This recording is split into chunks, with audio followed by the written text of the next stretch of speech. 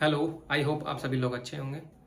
आरआरबीज़ के द्वारा एनटीपीसी का ग्रेजुएट और अंडर ग्रेजुएट लेवल का रिजल्ट डिक्लेयर कर दिया गया, लेकिन वो रिजल्ट आया है आधा। आधा इसलिए कह रहा हूँ क्योंकि इसमें दो टाइप की पोस्ट थी, एक टाइपिंग की पोस्ट, दूसरी नॉन टाइपिंग की पोस्ट।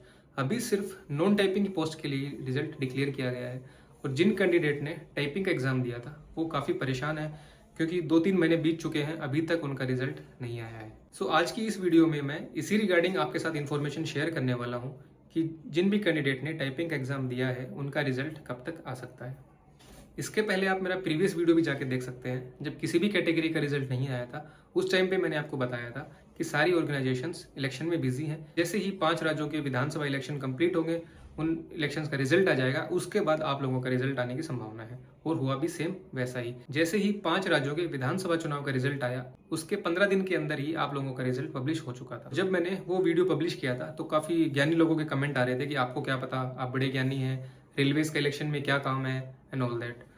तो ऐसे ज्ञानी लोगों को मैं बता दूं, जब आप एक सरकारी नौकरी में आएंगे तब आप लोगों को पता चलेगा कि इलेक्शन में सरकारी कर्मचारियों का क्या काम होता है। और मेरा पर्पस सिर्फ इतना होता है कि जो भी सीरियस कैंडिडेट्स हैं, जो पढ़ाई करने वाले कैंडिडेट्स हैं, वो इधर उधर ना भटकें और उनके पास एक जेन्युइन इन्फॉर्मेशन पहुंचे और वो अपनी पढ़ाई पे फोकस कर सकें। तो फाइनली जिन कैंडिडेट ने टाइपिंग एग्जाम दिया था उनका रिजल्ट कब तक आ सकता है, उससे पहले मैं आपको एक छोटा सा प्रोसेस बताता हूँ। जैसे आप लोग जो भी एग्जाम देते हैं, जो भी टाइपिंग एग्जाम देते हैं, वो आपका ऑनलाइन होता है, लेकिन जो भी आपकी कॉपीज़ हैं वो ऑनलाइन चेक नहीं होती हैं, ना ही उसके लिए कोई सॉफ्टवेयर है, ना ही कोई आउटसोर्सिंग एजेंसी है। जो सारी की सारी कॉपियाँ हैं वो ऑफलाइन चेक होती हैं और इंडियन रेलवेज के एम्प्लॉयज़ के द्वारा ही वो चेक की जाती हैं। उसके लिए जो भी कंसर्न आरआरबीज़ हैं, उसके अंडर जो भी डिवीज़न आते हैं, तो वो उन डिवीज़न के जो हेड ऑफ द डिपार्टमेंट्स होते हैं, वहाँ पे आप लोगों की कॉपियाँ भेज देते हैं और वहाँ से कॉपी चेक होने के बाद आरआरबी में वापस सबमिट करवा दी जाती है।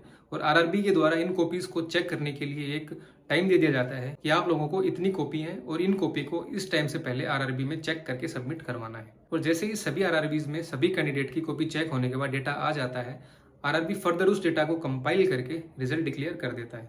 सो ये जो कॉपी चेक करने का प्रोसेस है, इसमें टाइम लगता है क्योंकि सारी कॉपीज़ ऑफलाइन चेक होती हैं और जो नंबर ऑफ कैंडिडेट्स हैं उसका भी आप लोगों को पता है क्योंकि आप खुद ही एग्जाम देते हैं, तो वो भी लाखों में होते हैं। तो इसलिए थोड़ा प्रोसेस जो कॉपी चेक करने वाला है इसमें टाइम लगता है। सो मुद्दे की बात यह है, जो मैंने आपको प्रोसेस बताया, ये प्रोसेस लगभग जून महीने के लास्ट वीक में कंप्लीट हो चुका है मोस्ट ऑफ द आरआरबीज़ में। मेरे द्वारा दी गई इन्फॉर्मेशन और ऑब्जर्वेशन के आधार पर आप लोग आइडिया लगा सकते हैं कि आपका रिजल्ट कब तक आ सकता है।